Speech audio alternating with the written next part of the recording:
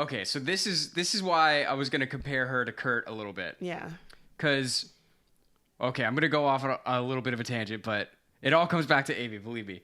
So, do you remember, we've talked about this before, we talked about the feud between Nirvana and Guns N' Roses? Yes.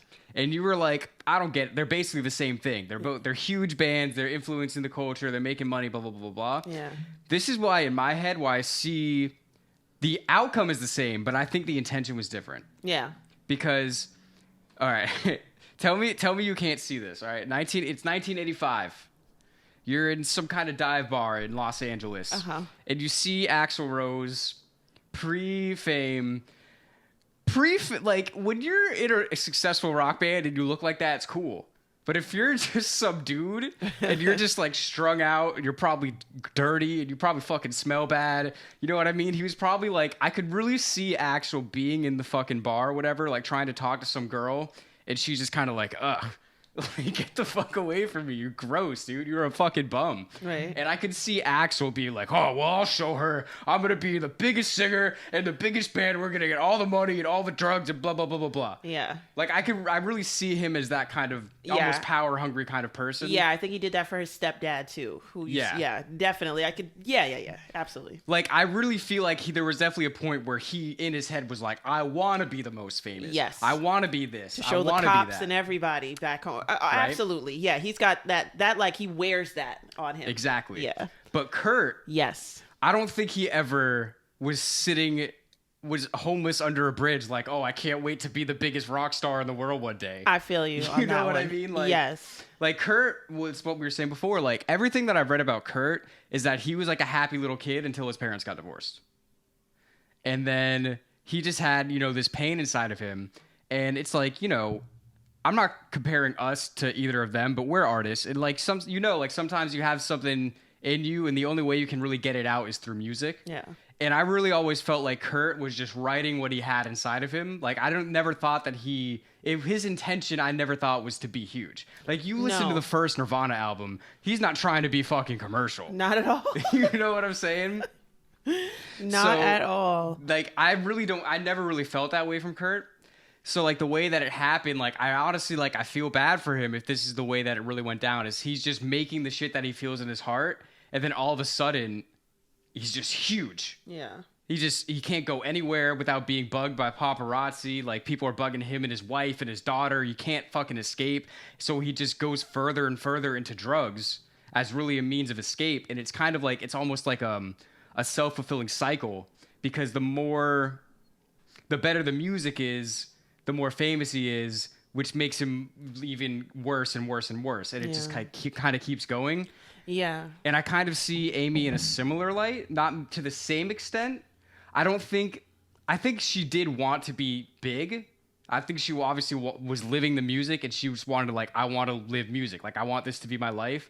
But she doesn't seem like somebody that was like, I want to be the biggest star ever in the world. No. I feel like she had this in her. Like, she had this pain and this heartbreak in her, and she needed to express it. Yeah. And then she's doing it, and then all of a sudden, she's fucking huge. She can't go anywhere. Right. She can't really escape. So maybe she leans a little further into the drugs as a bit of an escape, and then her life becomes more of a show, and then it just becomes, this self-fulfilling cycle. Yeah. Where you get to the point, it's like, I mean, I'm not going to put myself in their shoes or whatever, but like if you're a Kurt and that really is what the story is, and you're just doing what you've always wanted to do, and then all this other shit happens, there might be a point where you're like, there's really only one way out of this.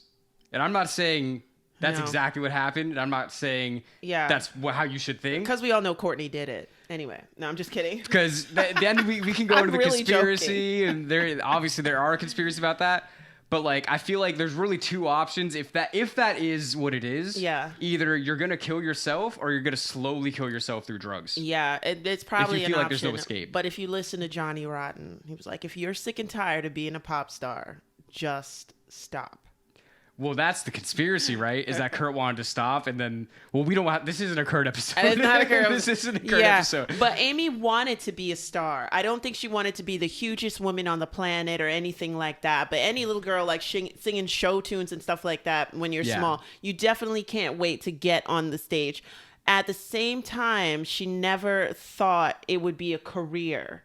Like, you know what I'm saying? She probably wanted one moment. Oh, you get on stage. Like, you know what I mean? Yeah. And then, like, but she never thought that, like, people would be like, oh, my God, you're going to get 5 Grammys. Oh, my God, you influenced my life. Like, you know, people, she never, I don't think she dreamed for that. But, yeah, like, you know, she wanted to get on stage. Yeah.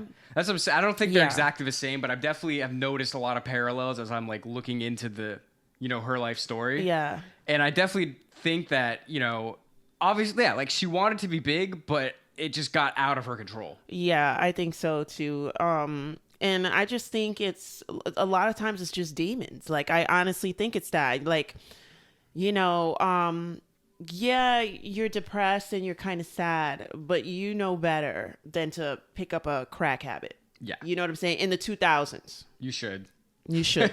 Crack is whack. I thought they told you. Hey, if it's 1981, you know, who knows? Yeah. But in 2007, everyone knows. Everyone Crack knows. is bad. Yeah. That and H and stuff like that. It's like, I feel like it's one of those things we said, like, young and dumb. You're just young and you're just dumb. You have way too much money and you've done everything already. You know what I'm saying? And there's...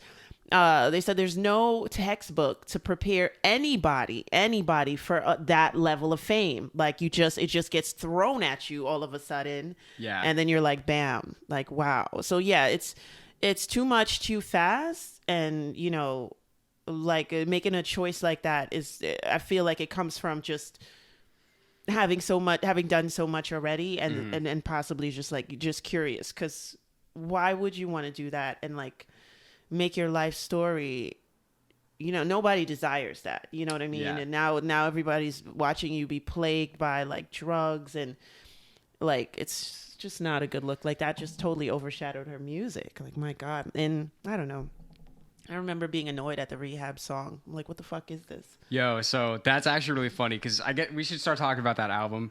But so Mark Ronson produced that album. Yeah. And I just read an article as I'm looking up things for this podcast about how he said, oh, if I knew what this song was about, I wouldn't have put it out, blah, blah, blah. And I'm like, bro, who are you trying to fool? I was like 12 when that song came out, and even everyone knew what that song was about when you heard it. Even called Rehab. I was literally like 12 years old when that song came out. I'm like, yo, this girl needs some help. Yeah. Yeah, I was like, what the fuck is this, a joke? Like, all right, so is her drinking a joke? Is she like, I was like, is this a shtick or something? Like, I was confused. Like, why are we making fun of this? She looks terrible and it's not funny. Like, and why is she, I was like, I don't like that. I don't like that. Well, that's also another thing that's interesting. Like you were saying, like a lot of like the drugs could just be like from her demons. Yeah. But the demons are also what make the music good. Yes, that's true. So too. it's like such a balancing act. Yeah. Like if you're at that kind of stage in life and that's how you're feeling, it's like you're on a fucking trapeze. Yeah, it's you know true. what I mean? Yeah. If y'all didn't know, sometimes Satan got the beat.